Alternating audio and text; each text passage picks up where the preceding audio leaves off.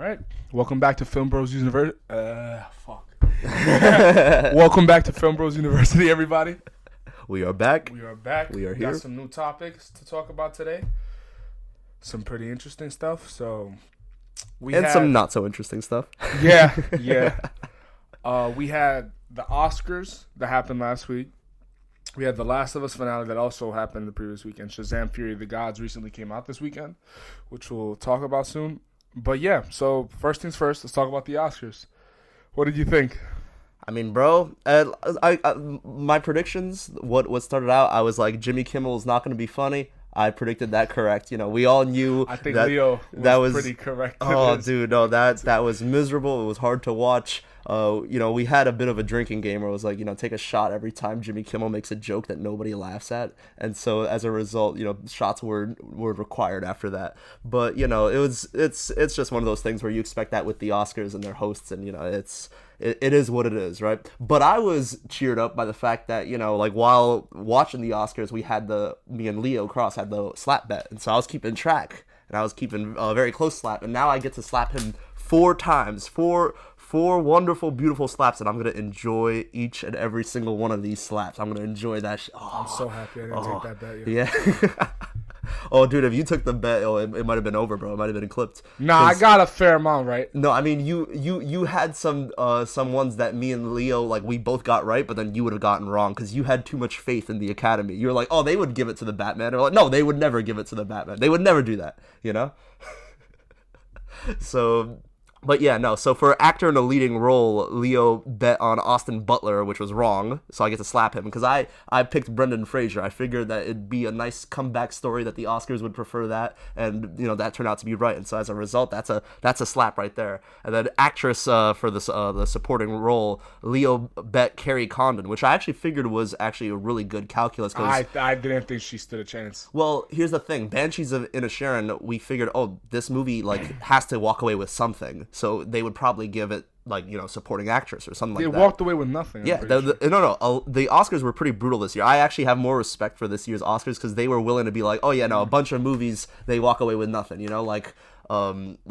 even think of it like Babylon, bro, like Batman, all these movies, a lot of them walked away with nothing. They were all nominated. I thought they would be spreading the love a little more, but it ended up being a sweep for Everything Everywhere All at Once and All Quiet on the Western Front. So those ended up taking a lot of the awards, and as a result, the other categories were left with less stuff.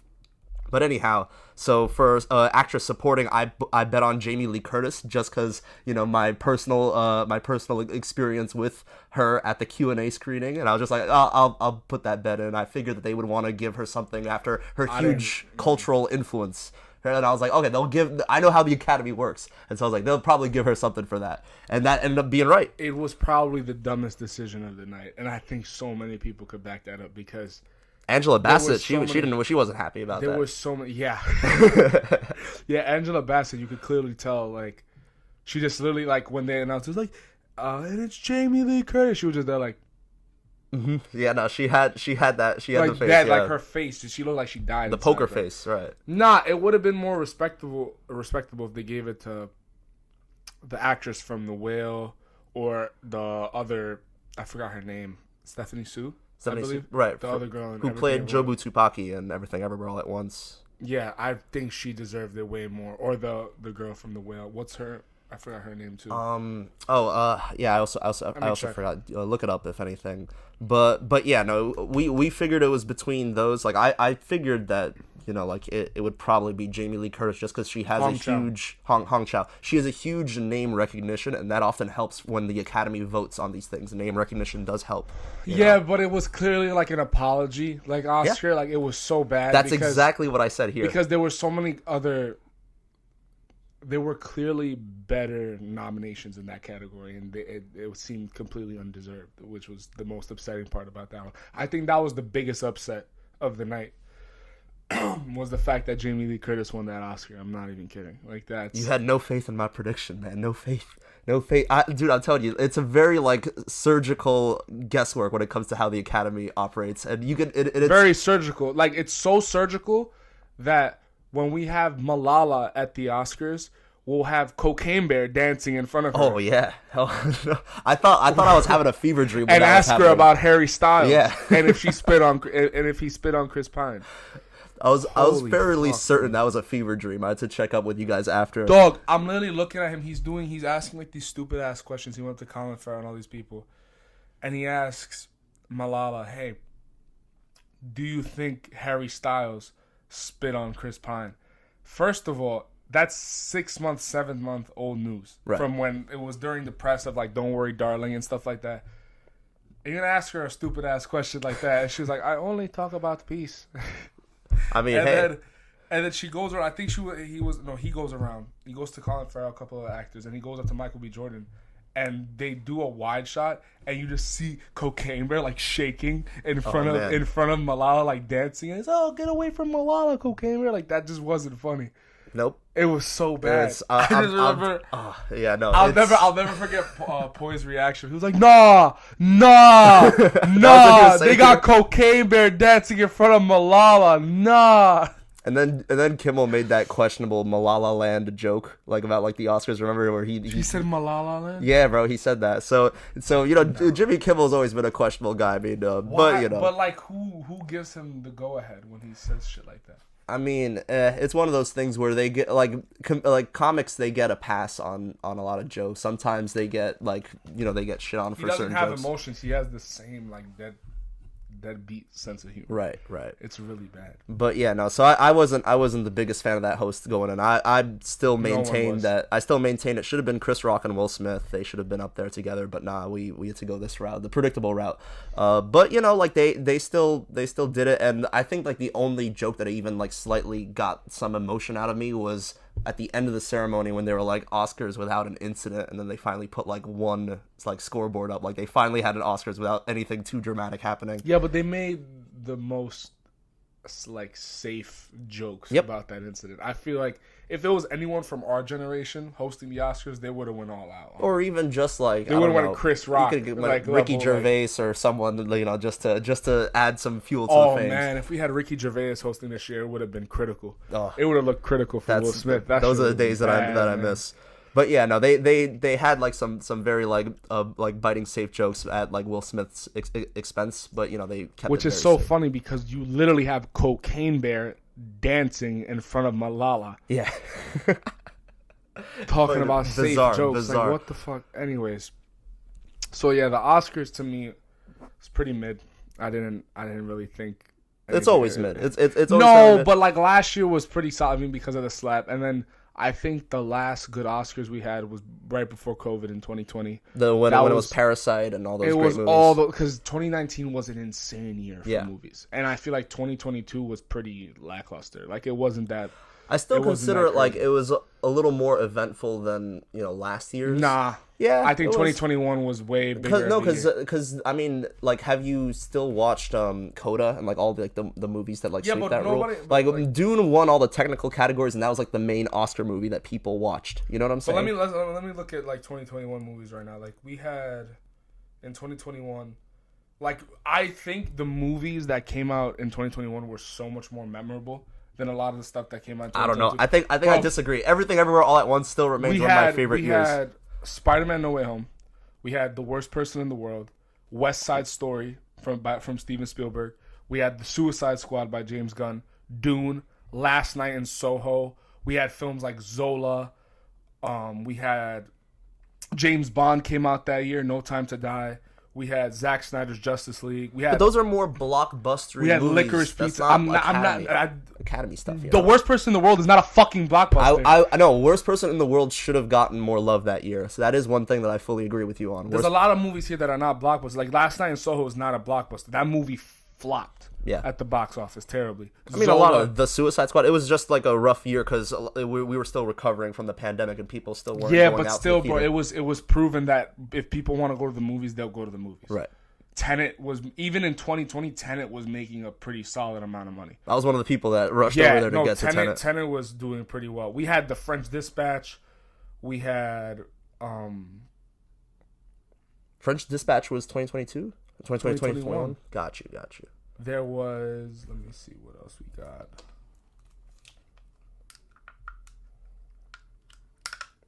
The Night House was an underrated horror film that came out that year. That same director also made the Hellraiser reboot, which I've heard is pretty solid. The Oscars hate horror movies, though. They like the Get Out was an exception. But I'm not talking about the Oscars. I'm talking about, in my opinion, that was a way better year for film. If we look at 2022, if the films I remember are really just Bodies, Bodies, Bodies, Avatar, Way of Water, obviously, Nope, which got completely snubbed at the Oscars, Agreed. The Batman, Glass Onion, Puss in Boots: The Last Wish. I mean, you're naming a lot of bangers, like a lot of Top Gun Maverick, movies. But then like other than those this movies, year was fairly eventful. In Terrifier 2 was another like spotlight movie for me where that was a big surprise, and I really thought that what's it called?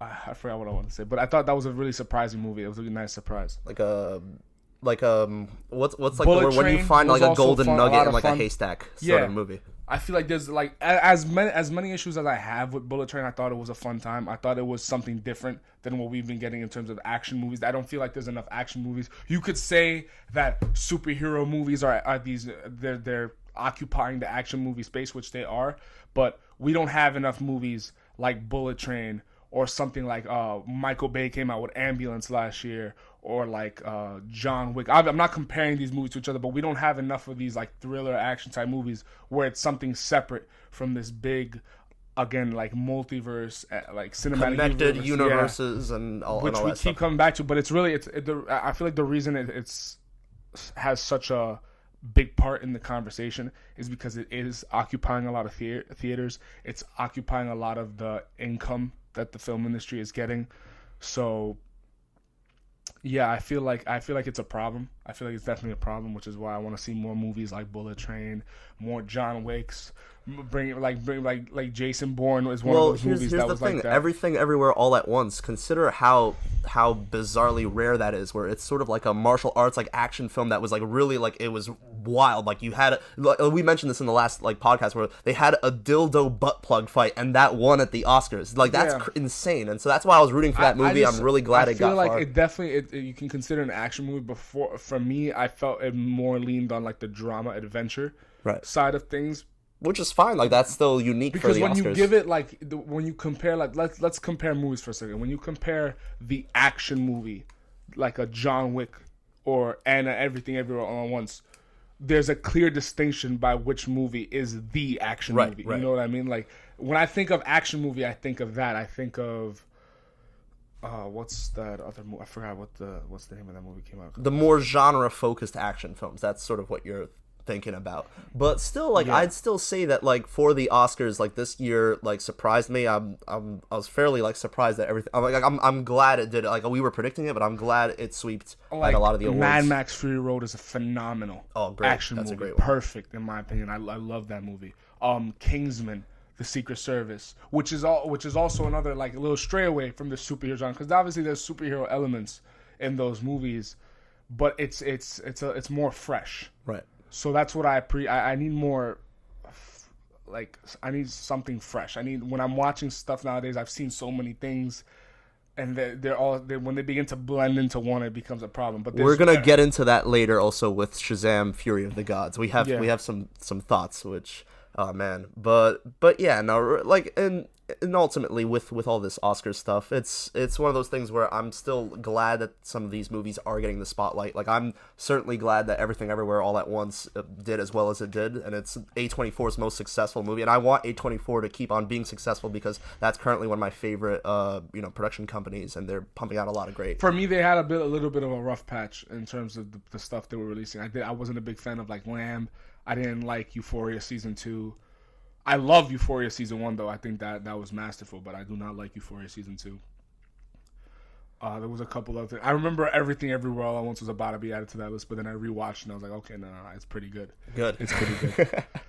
I was also heartbroken when we came out of the theater and you were like, you didn't enjoy the theater experience, and so I was like heartbroken after that movie. And then it's another thing with like, now we can move on into The Last of Us finale, which came out last week, because I feel it sort of bleeds into that, where they don't really take the opportunity to make something visually arresting or interesting, because last week's finale for The Last of Us, I mean, before I get into it, what did you think of last week's finale? I thought that it was much shorter than I expected. I thought it was going to be like an hour long, so I felt a lot of it was rushed. But that being said, like it still like executed the fundamental job that it wanted to. You know, like it still told the story. Like basically my mom and like people that don't watch, like that don't know about the video games, people that completely have no exposure to the video games, they understood the entire meaning of the story by that last episode where the most fundamental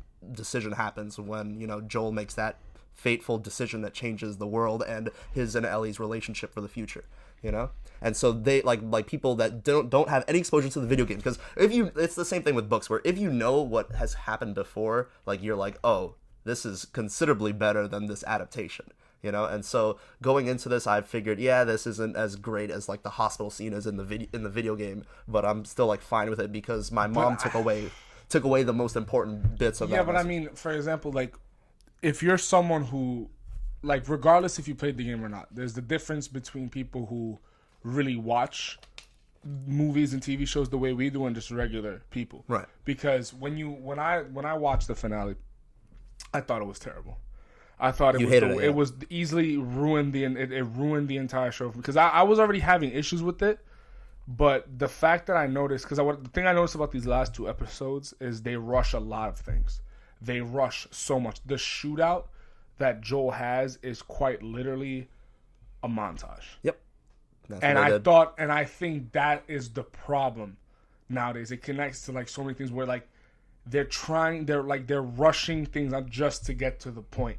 Mm-hmm. There was not a proper build up. The episode I think clocks in at like, it says 43 minutes, but I think with credits it's a bit shorter than that. It's almost like 30 minutes. Oh, so that was part of the credits. That'd be even shorter. So it's a big problem because there's so many other ways to go about it. If me personally, I thought it would be interesting to maybe make it a one shot or make it at least a bit longer or stretch out the period where Joel is dealing with that instead of just rushing to the ending just to get it over. That would be ideal, yeah. Because what they did was in a span, I think, of like 5 minutes, you go from the scene where she's explaining like, hey, Ellie's going to die. Like, we're going to kill Ellie in order to make this cure. And 5 minutes later, I think 5 to 10 minutes later, they're already at the ending scene. And I'm like, what? Like, it's a bit of a whiplash. If you played the game, it's already long enough because, motherfucker, you're dying multiple times trying to get through all these guards. There's like 50 guards after you. And in the episode, I don't even think he misses any shots. Like, he misses barely anything. It's not even realistic. They finally had him picking up the weapons, though, which I was waiting for. Like, for some of the previous, yeah, that was cool. Where they had him picking up the weapons from the other guards and stuff. But yeah, I do agree with you that it is really rushed. I thought that the final episode would be longer. Like, I remember like during like the first few episodes, like the runtime was considerably larger, especially the first episode, which was like huge. And we were talking about our concerns in a previous podcast where we were like, hey, they're focusing on like these like original storylines, which is cool. Like, they're focusing on these original storylines with like certain characters throughout these episodes. But the problem with that is that you're leaving less time to develop Joel and Ellie's relationship. So will they have to rush the last few episodes? And we were talking about that while we were watching the show. And do you think that the production companies that are producing these shows have anything to do with it? Because I experienced a similar thing that happened with this show called, I believe it was Pistol, and it was about the band called the Pistols back in the 70s, and it was this 6-episode like kind of what do they call it? Like, it's not a documentary, but it's like a biopic. It's a biopic. Yeah. But it's like a TV show miniseries. Yeah, and it was only 6 episodes, but how are you going to go over these people's lives over the span of years in only 6 episodes? And each episode was anywhere from 50 minutes to an hour. So I feel like a lot of shows are really doing that right now. I feel like even there's bits and pieces of Euphoria Season 2 that gets to things that are not necessarily deserved. And I feel like that even the games do that at certain points. And I feel like it's completely, what's it called? Hurting it's compromising. It's compromising the integrity of what made this story so good, right? No, that is absolutely a thing that's been happening a lot now, because like with a lot of stories, especially since we live in like the golden age of television where we now have a lot more time for long form storytelling, you want to take advantage of that. And so it's always surprising to see in even like Disney Plus shows and stuff like that where they have the runtime of these episodes considerably like shorter when they're trying to explore all these, you know, all these different subjects and topics, and you're like, wait, this feels rushed, and as a result, like the final product is hurt, like you said. Yeah, I didn't want to mention it because I hate to keep talking about the MCU, but yeah, like the Disney Plus shows too, and the especially Book of Boba Fett on Disney Plus was very much cut down, and there was a lot of stuff that they could have explored, but they didn't. So I'm not sure what these companies are thinking. I haven't really heard an explanation for why they're making these things so short. I don't think if it's deadass Craig Mazin and Neil Druckmann agreeing to make it this rushed and this short, they're completely out of line. Like, I don't think they're right in any way whatsoever. It could be. There's always a lot to like theorize about like decisions like that, because it could just be, you know, stuff with like the production itself, where sometimes they have to hit a certain schedule and hit like a certain, like, we got to get like these beats, we gotta make sure, okay, we can't film all this extra stuff, we don't have the budget or the time, so we gotta rush it here. And so that's what makes, you know, this challenge of filmmaking so like incredibly like awe-inspiring, but also like dangerous, because it's like, oh, you know, you can make a lot of mistakes on the way in order to like kill your babies, or in order to cut things down and get to, you know, sort of get to that final product, even if it's not what you initially imagined. Yeah, but it's just the sort of thing where like you're given so much money. They're given a lot of money, yeah, millions. You're given a lot of money to get a job done. Yep. And granted, there are situations when it comes to like situations like the VFX team for Marvel where they're not given enough time and they're putting them under very stressful conditions, and that's a totally different story. But if we're talking about something as simple as that last episode, where it doesn't require, I don't believe it requires that much special effects, like as much as like an MCU show or something like that. They honestly should have took their time with it a little bit more and extended it to make it feel more weighty in that way, because I feel like my biggest problem with a lot of these shows is they don't spare a moment to breathe.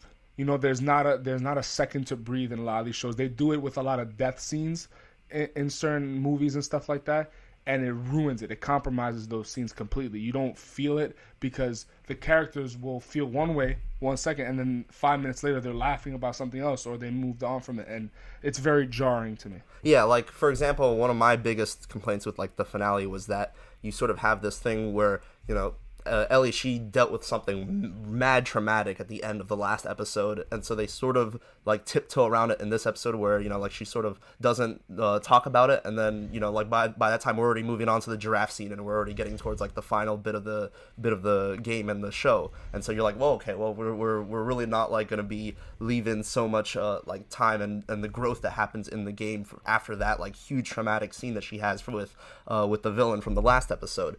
So, you know, it really is one of those things where, you know, every film, every TV show is a miracle that it even gets made. But like when it's made like where everything is perfect and we love it, that's when we gotta hold on to those and hold that standard for a lot of the other shows. Well, you gotta hold the standard. They're there for a reason. They're getting paid that money for a reason. They gotta get the job done. And I guess if that's the way the creators want to go about it, I completely disagree.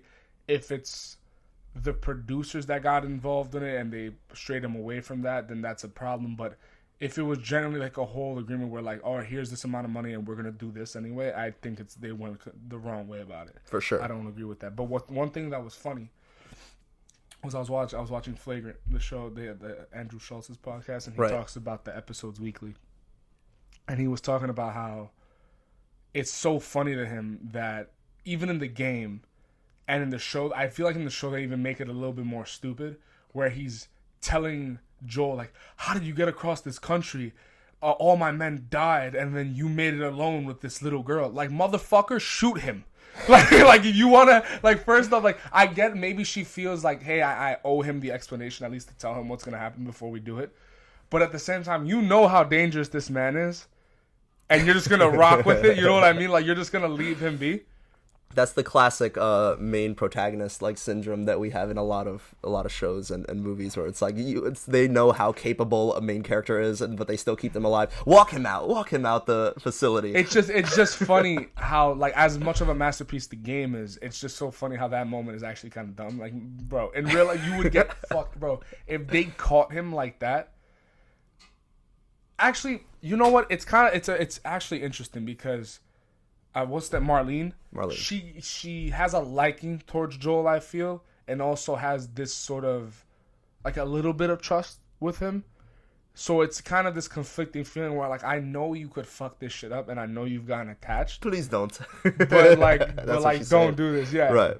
Please don't. You'll just come after me. I thought like the way they mirrored the game was good at the end, but still everything in between was pretty bad. I thought the set design, if we're gonna take away any positives, the set design has been nearly impeccable. The way that they've been shooting everything and the lighting and the set design, all that stuff. My mom, she's one of the people that she's like, oh, I hate this set design just because I hate seeing apocalyptic imagery and seeing everything so dirty and nasty. And I'm like, but mom, it's an apocalypse. What do you expect? And she's like, no, make it all clean at least. At least have it more visually. Put some makeup on the make them look clean. Like Michael Bay movies and shit like that. No, for sure. And so that's always funny to me. But all that is great, like the cinematography, the actors are amazing. But really, I do feel like they should have given some of those like a little more time, because I almost feel like the third episode and like the love story that was there, it was really impactful for a lot of people. Everyone was like, I'm not like the biggest romance guy, but like even I was like, oh, this is like nice and sweet. This is intimate. But I almost feel like they focused more on that stuff than just Joel and Ellie's overall relationship. Since we have a limited amount of time, we don't have the 20 hours that the video game has. We have to hit this home. The thing, look, people have been complaining about the lack of like the clickers and all these things, and then there's the other side saying, well, like if you don't understand the character exploration, just say that. Like, it's just the sort of thing. Here's the thing, right? There's nothing wrong with exploring your characters and taking the time to really develop them, right?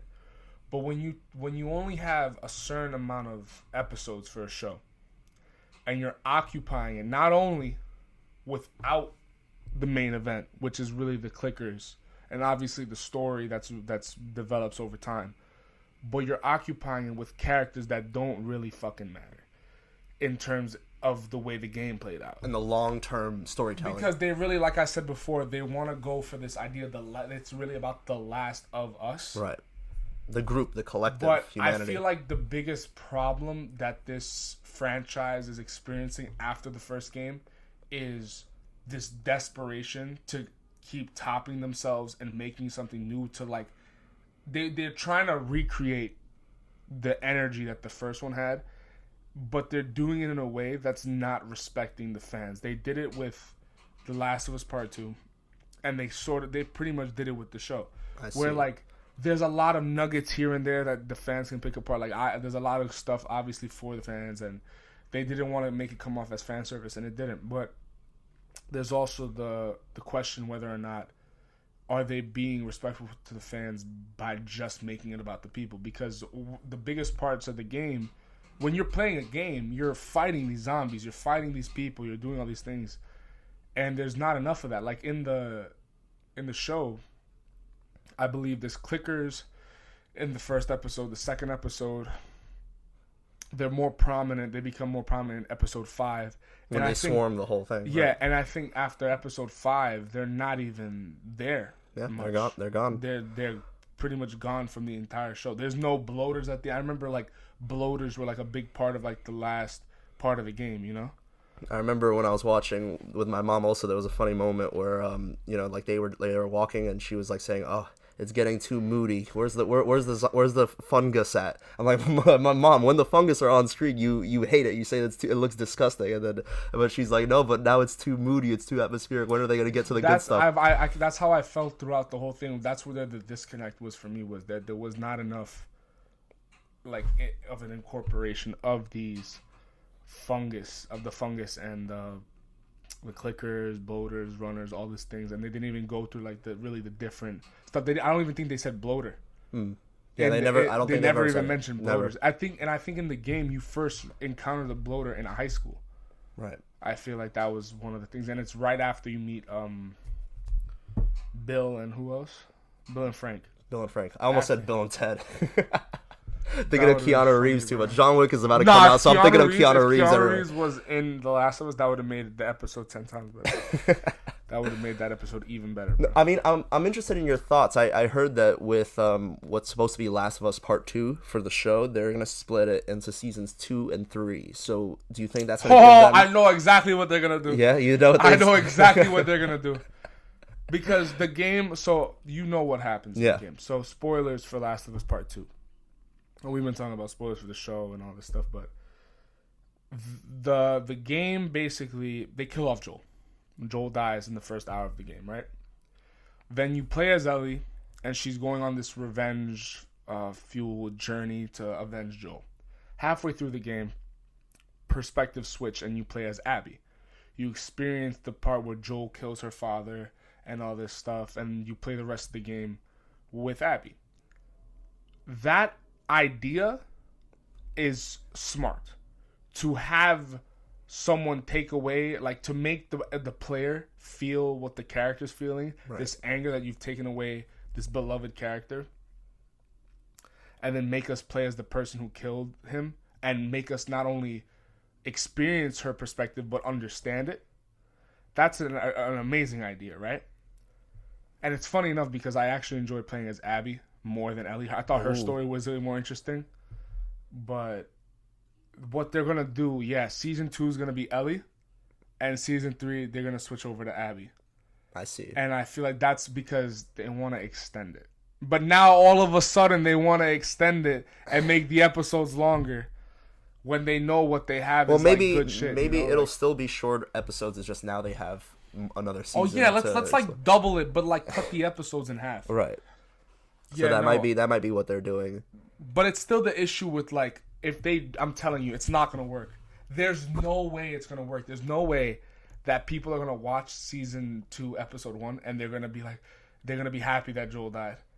Maybe they might push it back to like a further episode. Yeah, but then that's pussy. That's pussy. I think that's pussy because if you're gonna. So no matter what, they can't win unless they completely change the story. If they kill Joel at the end of season 2, like I said, like if they kill him late, like at the end of the story per se, that would be better. Right.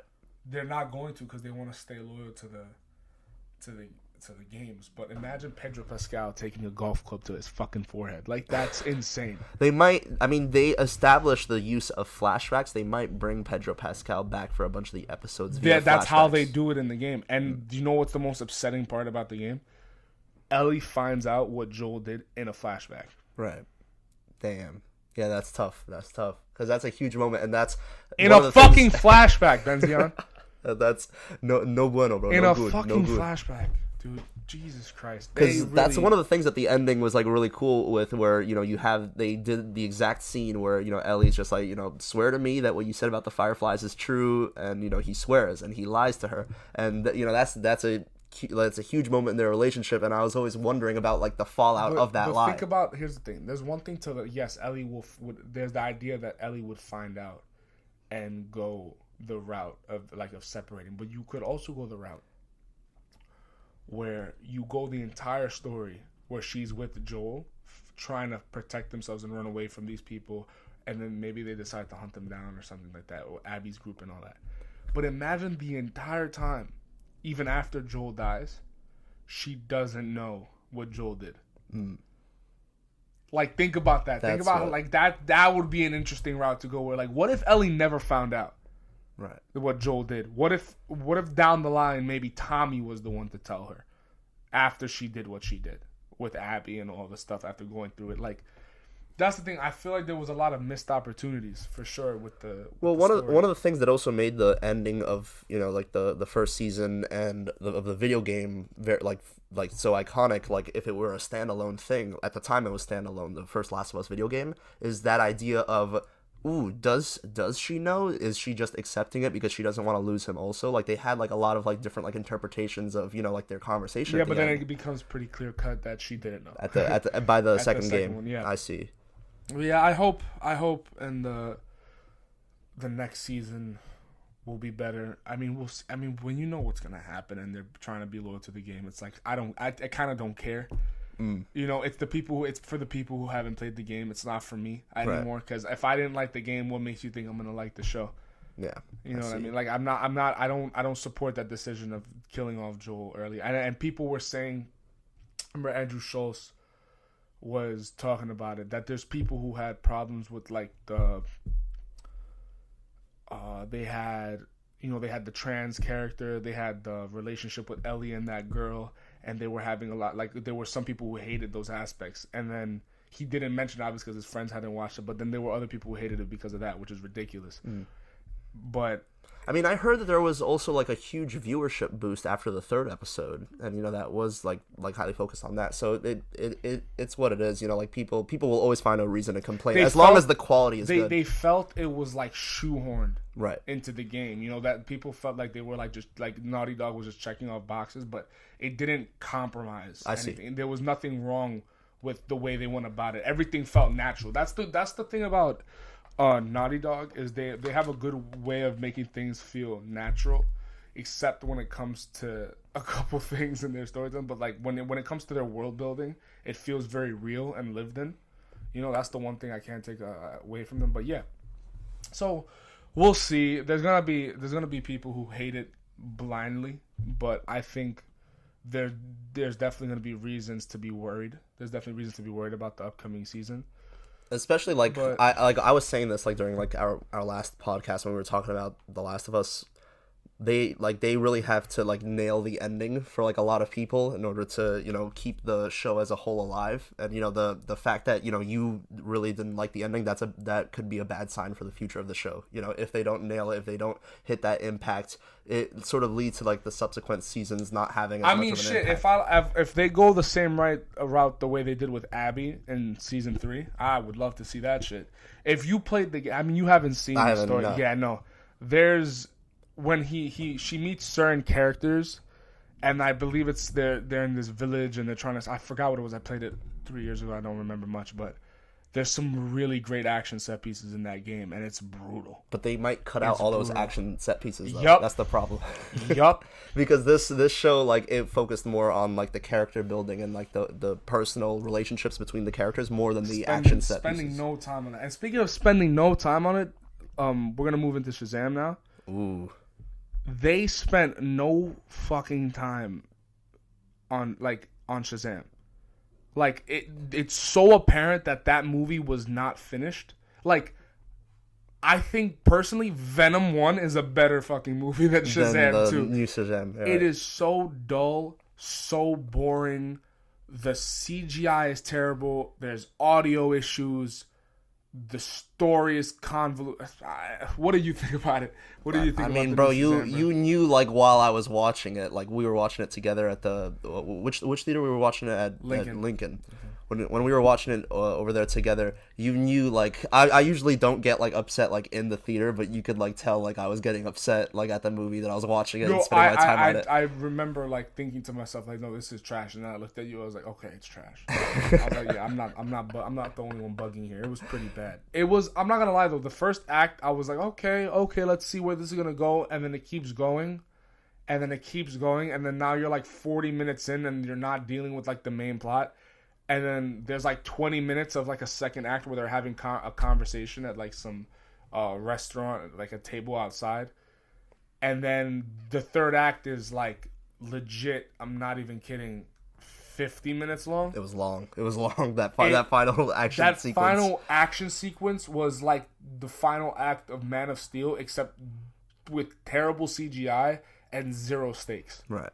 Like, granted, you don't think they fucked them up that bad, but Philly got fucked up in this movie.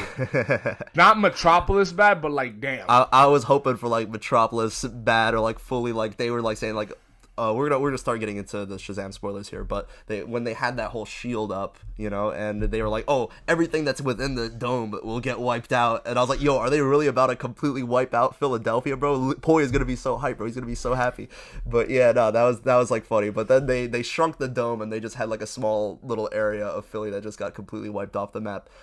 So in that regard, it was the stadium. Yeah, it was just the stadium. It was a very small portion of Philly. Yeah. Yeah. So when I remember by that point when we start getting into the conversation and scene and they're having that little fight in the underground like warehouse thing, I was like, this sucks. Right. This is not a good action sequence. It's nothing compared to like the first Shazam, where the first Shazam did a better job of the wish fulfillment aspects of it, and it had a better just having charm. But there was this emotional core to the family. Right. There was a stronger story there, and you feel like you were getting to know them. In this movie, they just feel like second-rate characters that are like soulless.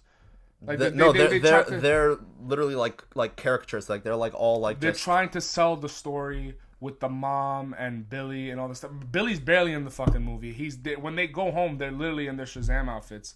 I think that I don't know what happened during production, but that just seemed like they didn't want to keep changing shots in between them being adults and them being kids. It was very annoying, actually, because you see that, like, you guys are at home. Why the fuck are you superheroes right now? You know, you're just chilling. Unless they never explain, like, oh, we just like to be in our superhero form. It makes us feel more powerful or whatever, but... Well, they had, like, the ability to open the doors and go into their secret layers and stuff, and that's where they were mainly chilling, and, like, the door that only, like, Shazam can access, or, like, magical beings can access and go through the thing, and so that's where they were mainly chilling. They weren't, like, in the house in their costumes until later in the movie when they revealed it to the mom and dad. But, yeah, man, like, it was just, I don't know, like, it's the exact, like, problem right now with, like, superhero movies of just, it's not really superhero fatigue so much as just, like, fatigue at just, like, you know, very like great movies that really have like nothing, like not too much going for them, and we will have like, I mean, the most like fun that I had during the movie was when they had that dream sequence of Shazam talking with Wonder Woman, and I was like, oh my god, is Shazam talking to Wonder Woman? Does she know he's a kid? And I was like so hyped at first, and then in the middle of the dream sequence you get the wizard's face overlapped over like the Gal Gadot like body double, and it was so funny. The entire theater started dying at that scene. That was the best looking CGI in the entire movie. I'll tell you what, it was definitely better than like the CGI of like Thor: Love and Thunder of having Axel's face float in like the air. You remember like that thing? I don't want to remember. You don't want to remember Thor: Love and Thunder. You're gonna wipe the memory, bro. But yeah, no, like that was such a funny scene. I was like, that was like near the beginning, and so I was like, oh, this is like I'm getting back into like the sort of Shazam vibes of just having this like, you know, like this fun like kid fun. And man, they I feel like they dropped the ball in my opinion. It was a mess. I enjoyed Rachel I believe Zegler's character in the movie. I was like, oh, they're gonna go this route with Billy Batson's brother, but then that whole scene, the intro scene, felt rushed. The bullies were the best part of that scene, where they took. What did he say after they beat him up? It was so funny. Let me no. So let me look up the cast, but yeah, those were like the most memorable moments. It was Jack Dylan Grazer's character, I believe. Who did he play? I forgot the name of the character, but it was Freddy, Anthea or Anne, Freddy. Yeah, he was playing Freddy. And there's this character, the two bullies, and they kick away his crutches. And they grab it and they start bending in half. It's like, oh, now I'm a superhero too. So yeah, so moments like that I really enjoy. But that's it's so weird because I feel like they knew that there was potential here for this movie, but something happened along the way with like the whole James Gunn stuff with DCEU. Oh, dude, that's a whole. I mean, we were sort of talking about this after the movie, but I do now like fully believe that it was a major mistake on, you know, James Gunn's part and like the whole team at DC to go this sort of soft reboot route. You know how they're doing like, oh, we're hard rebooting a lot of these properties, but then we're like keeping some of the stuff from the old DCEU and we're bringing it over. And I think it's just creating a bunch of confusion where now general audiences don't know which movies like they should watch or which ones they don't have to watch. Yeah. And it's just making the whole thing like a mess. And I think that these other movies are struggling. And I heard they had like a test screenings for The Lost Kingdom and they said it was complete garbage for Aquaman 2. Oh, I see. There was also screenings for that. Did you hear that Tom Cruise gave a huge endorsement to The Flash? Tom Cruise is like, oh, dude, I like this movie. You all love me, so watch The Flash because Tom Cruise gives it. It's so weird. Genuinely, I think The Flash has some promise. Everybody's been kind of losing their minds about it who has seen it, and DC was very firm about like, we cannot like throw this movie out. Like this is probably one of the best ones we've made. I see. So I feel like there's a lot of stuff going for that, and from the trailers it looks incredible. The Michael Keaton's Batman returning in this, his action sequences look incredible. It's the closest thing I think I've seen just from the trailer alone to the Arkham Batman, with the way he moves, the fluidity in his actions and all that stuff. It's incredible. We'll see when we watch the movie how much I feel about that, but the Flash suit looks really cool. I'm excited to see Supergirl. It's also the movie that they're pointing out, like, this is where the official reset happens from, like, the soft reboot stuff to, like, this is the official reboot movie, so that's why you should check this movie out. Do you think they're going to play on, like, the multiverse stuff? Like, maybe for sure. Oh, 100%. Like, they're 100% going to play on all that, and they're going to be like, okay, this is how we have certain characters from the old stuff jump over to the new things, while, you know, Henry Cavill and all the other ones, they're gone. We don't talk about them anymore. They're gone, so, you know, so... Yeah, and then we had Black Adam, which came out a couple months earlier, which was, like, it was pretty bad, too. I prefer Black Adam. No, I can't. It's so hard for me, because Black Adam is so stupid like, that it's like it pains me to watch it. It's like really dumb. It has more interesting action set pieces than Shazam I enjoyed like the Dr. Fate sequences like that, like those little like sequences and I guess for me it's more so I feel more connected to the Shazam character, but at the same time this movie sucks.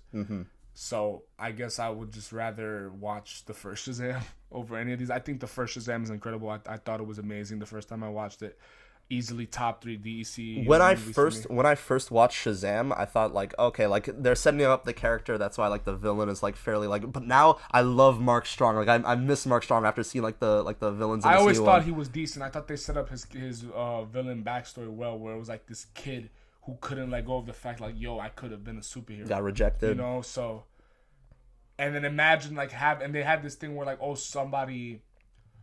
That's why I always stand by like his villain was good, because they had this idea of like judging someone before they've done what they've done, and they didn't give Mark Strong's character any superhero abilities because they saw like you have this evilness inside of you, this negative energy, so we're not gonna give it to you. But it like but you watch how that affects him as he grows up, you know, right. Like what if they gave him those abilities? It was kind of the Tai Lung thing like they did in Kung Fu Panda, where like you have these negative aspects of you, so we're not going to trust you to do it. But then does that lead to him becoming evil, or were they right all along? It definitely pushes them on the path that they already were on. You know, like it pushes them like even further. But how do you know they were on the path? Like for example, especially in Shazam, the villain was just a child who was with an abusive family, and you don't know what he would have done. I mean, granted, he became the villain, but was it the wizard that created the villain? You know what I mean? Was it Shifu who created Tai Lung? It's for your sheer entertainment. It's the way that the script wanted it. That's an interesting, bro. You want to simplify. I'm trying to like add complexity to this movie that nobody fucking like. So many people just like disregard, and it's underrated. And you're just like, yo. For your sheer entertainment, bro. No, I get what you're saying.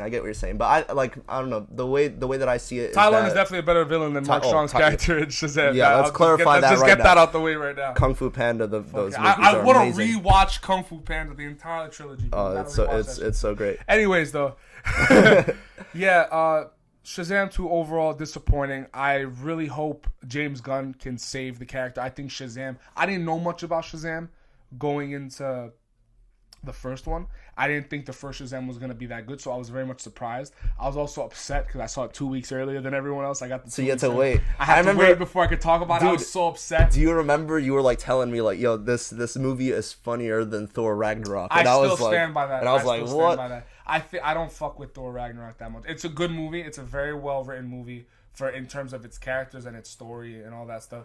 It's Taika Waititi's humor can become a bit overbearing for me, because it's kind of it almost went the route of a bit of like Guardians of the Galaxy Volume 2 but times 3, because Guardians of the Galaxy Volume 2 had a lot of like forced humor that I feel like Marvel was pushing, Kevin Feige was pushing. Still love that movie. But Thor Ragnarok did it even more, where like everything was a joke, you know?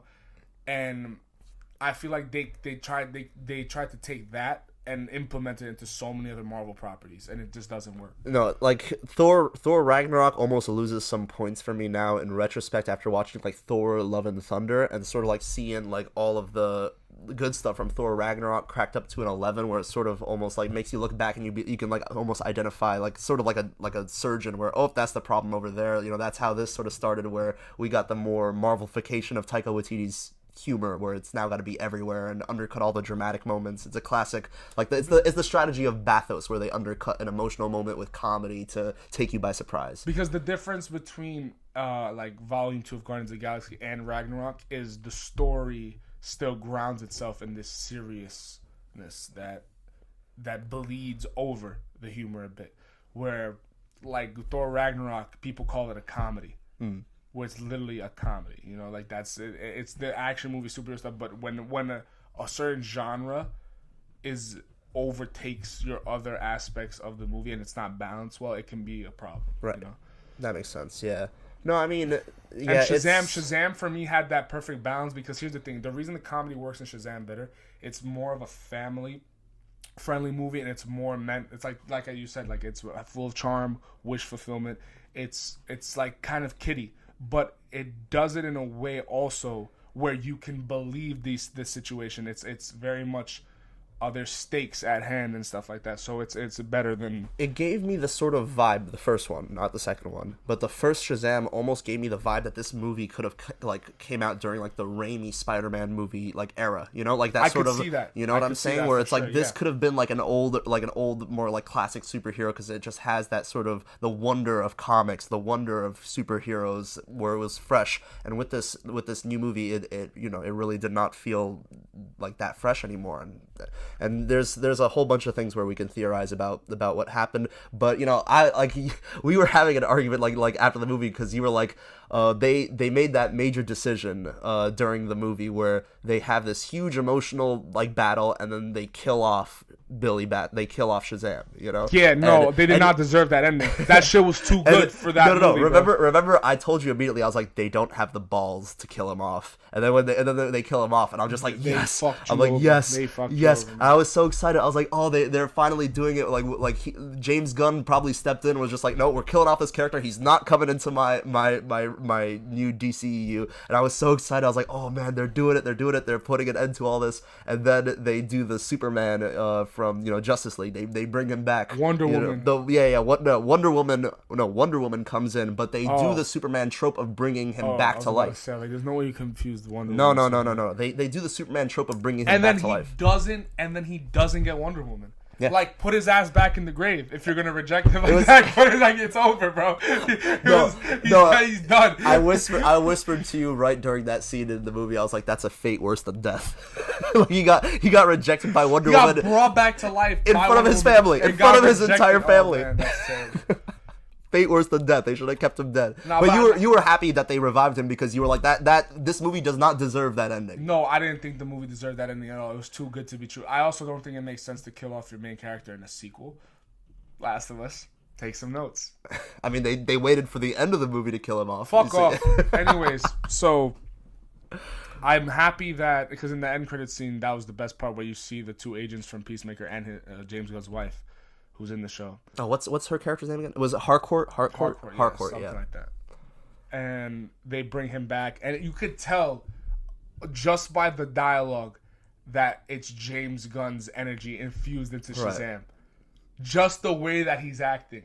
Yeah. So I appreciated that very much. I'm very excited to see what the future holds for this character. I'm a fan now of Shazam's ever since 2019 when they released that first one. But yeah. But the second post-credit scene was terrible, in my opinion. That was the one where they had Mark Strong back in the cage. That was so fucking stupid. That, I think, bro, oh my, they should have never, why was that there? They just had the little worm again. Like, this was the same post-credit scene. It was like nearly as bad as like the Morbius post-credit scene where like it was Michael Keaton there as Vulture for no fucking reason. And then he just said like, we should fight Spider-Man, and Morbius has no relation to Spider-Man. He's like, yeah, let's do it, man. It's so weird. Yeah, no, weird decisions on their part. Anyways, we hope that in the future the movies will. But actually, wait, before we finish this off, I wanted to mention though there's an audio buffer in the movie, and I want to know if other people are experiencing it.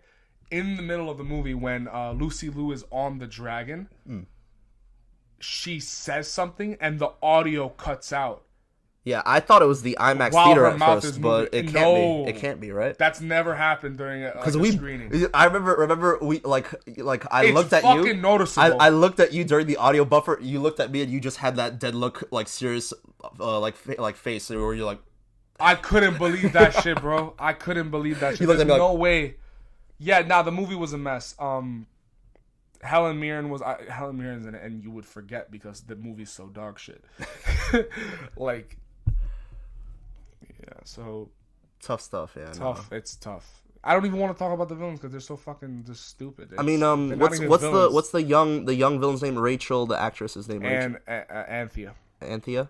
That's the actress's name? No, her name's Rachel Zegler. Rachel Zegler. Rachel Zegler. I remember she was like on like one of those like red carpet things, and she was like, they were like, "Oh, how excited were you to be part of like a superhero like movie?" Oh, and like she was what like, made you want to join the DC universe? And she was like, "I needed to get paid. It was a job." No, she was like, honestly, I really needed a job. Yeah.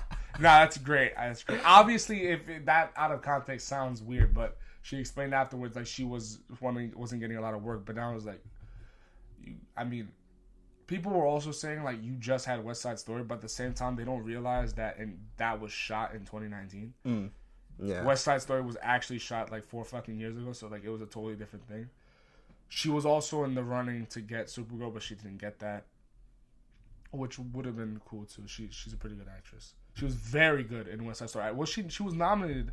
I think she was nominated for the Oscars, but you mentioned something about like her like not. She did not get fucking invited. She did not get invited. She had to ask for an invitation, and then they were like, "Oh, we're so sorry." That's tough. That's crazy that they forgot about it. But yeah. So that's all, folks. That's a wrap for this week's episode of Film Bros University. There we go. Yeah.